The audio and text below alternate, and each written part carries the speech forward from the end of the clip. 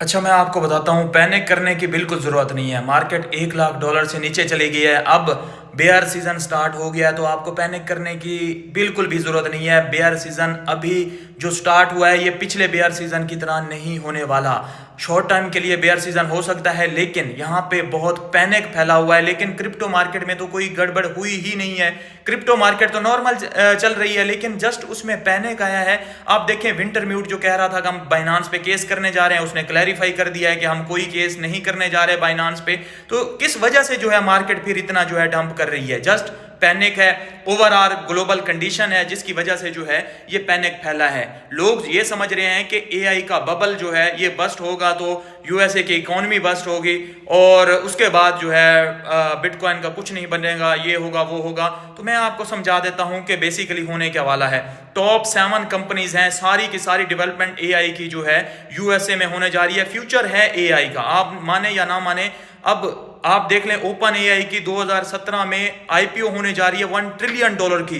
इतनी heavily invested पहले कोई भी कंपनीज नहीं थी जितनी अब 7 कंपनीज यूएसए की हो गई हैं। हैविली पूरी दुनिया उसमें इन्वेस्ट कर रही है। तो लोग ये समझ रहे हैं कि अगर एक ही जगह पे इन्वेस्टमेंट जा रही है पूरी दुनिया से, तो अगर ये बबल जो है खत्म हुआ तो सारी की सारी दुनिया को इफेक्ट करेगी और तो सारी की सारी जो इकोनॉमीज हैं वो यहाँ पे इफेक्ट होंगी।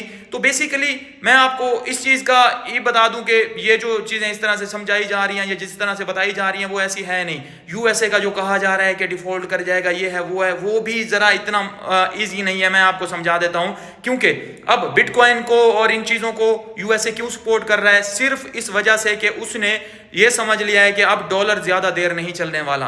यूएसए अपने आप को प्रूव कर चुका है। वर्ल्ड वॉर 1 में और वर्ल्ड वॉर 2 में भी साइड पे बैठा रहा, सिर्फ वेपन बेचता रहा और बड़ी बड़ी इकोनॉमीज को आपस में लड़ा के जो है सारा का सारा गोल्ड अपनी कंट्री में इकट्ठा कर लिया। उसके बाद डॉलर को एक रिजर्व करेंसी के तौर पे बना दिया, सबने ओके कह दिया, क्योंकि सबकी इकोनॉमीज लड़ लड़ के कमजोर हो चुकी थी। तो ये जो है सुपर पावर बन गया। अब यूएसए को अगर मतलब तोड़ना है तो उसके लिए ये नहीं है कि यूएसए में सिर्फ जो है उसको बीट करना पड़ेगा फाइनेंशियली या किसी एक चीज में, उसको मिलिट्री में भी बीट करना पड़ेगा, इन्फ्लुएंस में भी बीट करना पड़ेगा, फाइनेंस में भी बीट करना पड़ेगा। हर तरह से यूएसए ने जो है होल्ड बनाया हुआ है दुनिया पे और आधी से ज्यादा दौलत दुनिया की यूएसए में पड़ी हुई है। अब न्यूयॉर्क की ही इकोनॉमी जस्ट देख लें, जीडीपी जस्ट देख लें, $2.3 ट्रिलियन की एक जो है सिटी की जस्ट जीडीपी है। तो इस हवाले से अब यूएसए का प्लान क्या है? उसने कहा हुआ है कि स्टेबल कॉइन जो है मिंट करो, ज्यादा से ज्यादा जो है कंपनीज को एक जीनियस एक्ट भी बना दिया है। और कंपनीज आप स्टेबल कॉइन वाली देखें, वो ज्यादा से ज्यादा जो है स्टेबल कॉइन मिंट करने के बाद जो है उसकी बैकिंग में यूएसए डॉलर को रख दिया है। तो यूएसए डॉलर के अगेंस्ट से डोमिनेंस बनती जा रही है, लेकिन ये ज्यादा देर नहीं होगी। उधर से वो प्रिंट भी करता जा रहा है और ये $38 ट्रिलियन नहीं होगा, ये $70 ट्रिलियन, $80 ट्रिलियन भी हो जाए तो उसको भी कवर किस तरह से करेगा? क्योंकि डॉलर ने एंड पे जाके डी वैल्यू हो जाना है। जैसे डॉलर डी वैल्यू होगा तो यूएसए अब कंपनीज को ये भी कह रहा है साथ साथ कि आप हार्ड एसेट जैसे गोल्ड और बिटकॉइन को भी बाय करते जाएं। फिर जो है स्टेबल कॉइन की बैकिंग में वो रख देगा गोल्ड और बिटकॉइन को। जब इन दोनों को रख देगा तो डॉलर डी वैल्यू हो जाएगा और उसके बाद जो है इनका कर्जा खुद ब खुद जो है खत्म हो जाएगा। तो इस तरह से सारा कर्जा खत्म, अगेन से न्यू स्टार्ट जो है ले लेगा और अगेन से जो है अपनी डोमिनेंस बना लेगा।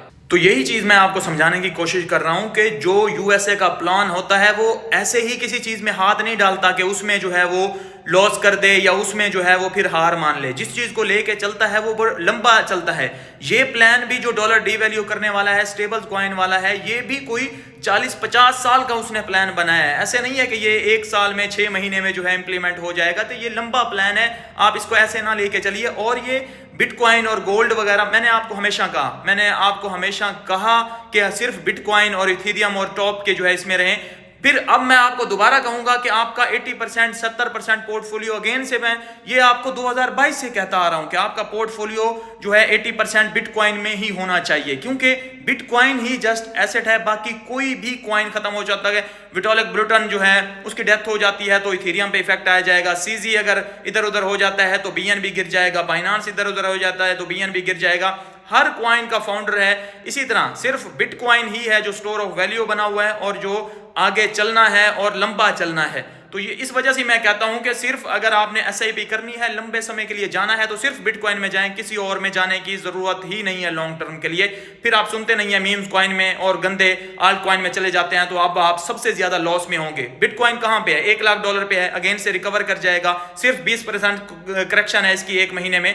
लेकिन अगर मीम कॉइन में आप होंगे 90% डाउन होंगे, आल्ट कॉइन में आप होंगे 30% 50% डाउन होंगे, क्या फायदा? आप लॉस ही करके बैठे हुए हैं ना। तो इसी वजह से पैनिक करने की जरूरत नहीं है। अगर आपका पोर्टफोलियो बिटकॉइन में है, होल्ड रखिए, इजी रहिए। मैं अभी भी इस पे बुलिश हूं कि हमें एक न्यू ऑल टाइम हाई देखने को जल्द ही मिलने वाला है और वो मिल के रहेगा। तो ये सीन है, ये सिनेरियो है, कोई मुश्किल नहीं है, कोई पैनिक करने की जरूरत नहीं है। इजी रहिए और सुकून से रहिए। जो भी नेक्स्ट अपडेट होगी आपको बताऊंगा। फिलहाल मार्केट में यही कुछ है और इतना ही चल रहा है, कोई बड़ी न्यूज़ नहीं है। जस्ट जो है जोहरान ममदानी जो है, जो न्यूयॉर्क का मेयर मुंतखब हुआ है, वो ट्रंप के ज़रा खिलाफ है और मुस्लिम भी है। तो इस वजह से जो है, क्योंकि कहा जा रहा है कि अब जो है तकरीबन 70% जो इसराइली लोग हैं वो न्यूयॉर्क को छोड़ जाएंगे, बड़ी कंपनीज छोड़ जाएंगी। लेकिन खैर है, वो इजी हो जाएगा, उस पर बिटकॉइन पे इतना इफेक्ट नहीं आना चाहिए जितना ये आ रहा है। तो ये सारा कुछ जो है खत्म हो जाएगा, जस्ट फंड है।